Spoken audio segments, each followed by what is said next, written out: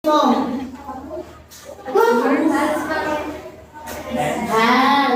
Okay. Hands. Aywa.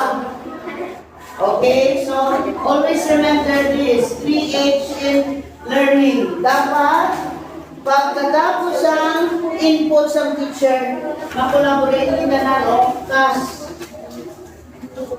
Skills. Kung amo lang ni, hatong kung sa ilonggo pa, kung knowledge, effective lang, wala sa, hindi ko ginamit, wala skill. Sayang. No? Aritanan, dire, wala ginamit. Dapat magamit. No? Magamit mo, so using your hand. Skills. Kaya mo na siya, head, heart, and hand. Knowledge, effective, and skills.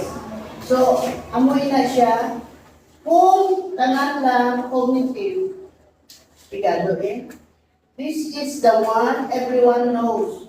IQ measure, logical reasoning, math skills, verbal ability, and problem solving. It is what standardized tests aim to capture. A high IQ can help you ace school or perform complex analysis.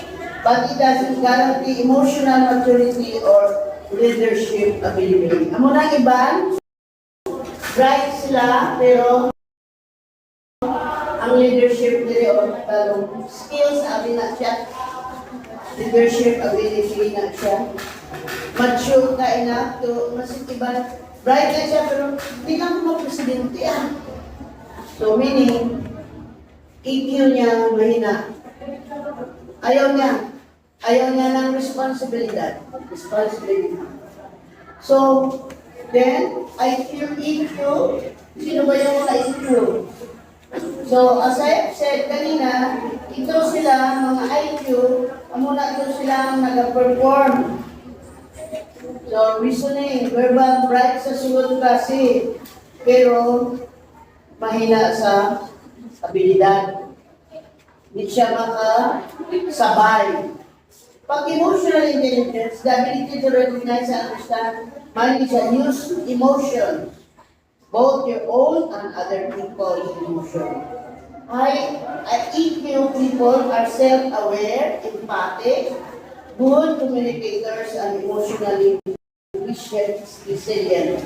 Pag sinabi emotional resilient, makakope siya with trials, makakope with difficulties. So, mahina nga yung EQ, pagka may problema, wala na, lalo na ngayon, mental health, bigado. No? Sino atong emotionally intelligent? So, we have discussed it, di ba? They're the ones, I think it is senior, halos kanan na take up nyo. Gamit ko kay ginabasa ko inyong mga assignment.